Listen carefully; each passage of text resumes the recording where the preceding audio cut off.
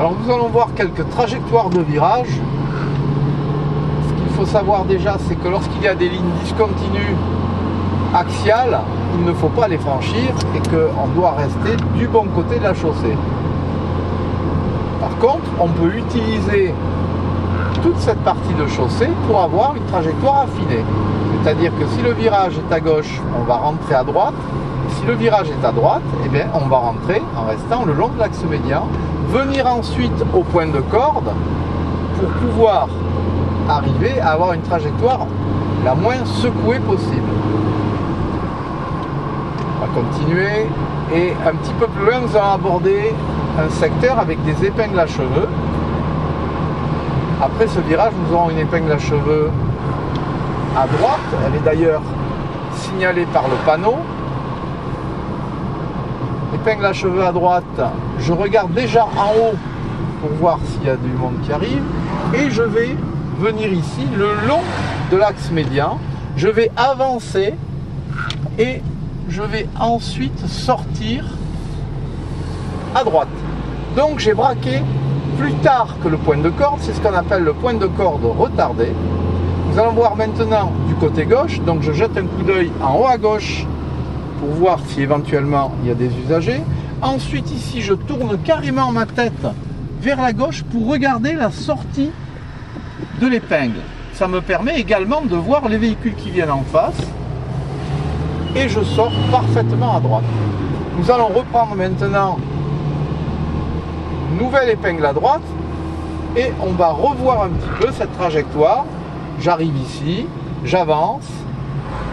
Là, je ne vais pas pouvoir avancer trop parce qu'il y a des usagers en face. Et ensuite, je braque rapidement de manière à sortir à droite. Donc, je rentre le long de l'axe médian et je sors à droite. Épingle à gauche. Je vais avancer. Je resterai sur la droite en regardant bien la sortie du virage de manière à être prévenu des autres usagers qui arrivent. Nous allons maintenant parler de trajectoire, mais également d'appui du véhicule.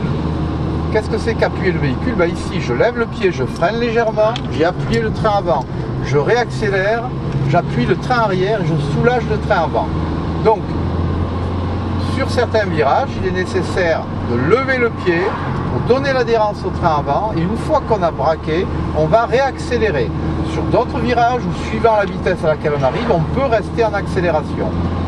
Nous allons le voir encore dans ces courbes ici. Et le regard se porte bien au loin.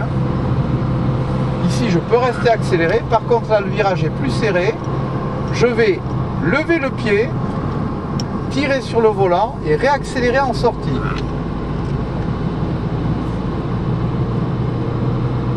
Conserve la bonne trajectoire en regardant toujours le plus loin possible. Ici, un virage un petit peu plus serré, je lève le pied, je vais même freiner légèrement pour donner l'adhérence au train avant, je tire sur le volant et ici je réaccélère en sortie. C'est bon. On aborde une épingle très serrée et on va essayer de respecter parfaitement donc la trajectoire. Je vais avancer le long de l'axe médian, je braque au point de pivotement, j'accélère. Et ici, en sortie, je laisse revenir mon volant. Vous pourrez remarquer qu'on est resté parfaitement à droite dans l'épingle.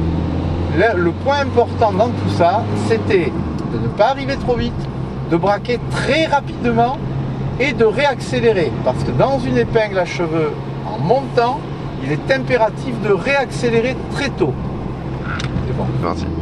Épingle à droite, donc je vais rester le long de l'axe médian, j'aborde sur la seconde et je vais braquer au point de pivotement, c'est-à-dire ici, j'accélère légèrement et en sortie, je laisse glisser mon volant.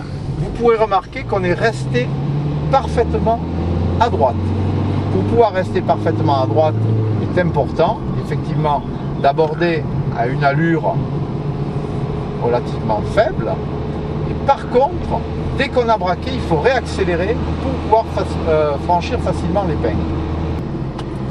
Là, nous allons voir le travail du regard dans des virages à angle droit et le positionnement du véhicule pour pouvoir aborder le virage et voir correctement au loin. Ici, c'est un virage à gauche, j'avance de manière à voir très loin. Je vais avancer dans le virage. J'avance, j'avance, j'avance, je vois le bout du virage, je braque. Je ne braque que quand je vois le bout du virage. Ici, de ce côté, virage à droite, pas de problème, j'ai la visibilité. Mais là, de nouveau, virage à gauche, je reste le long de la droite, je porte mon regard au fond et ici, je braque.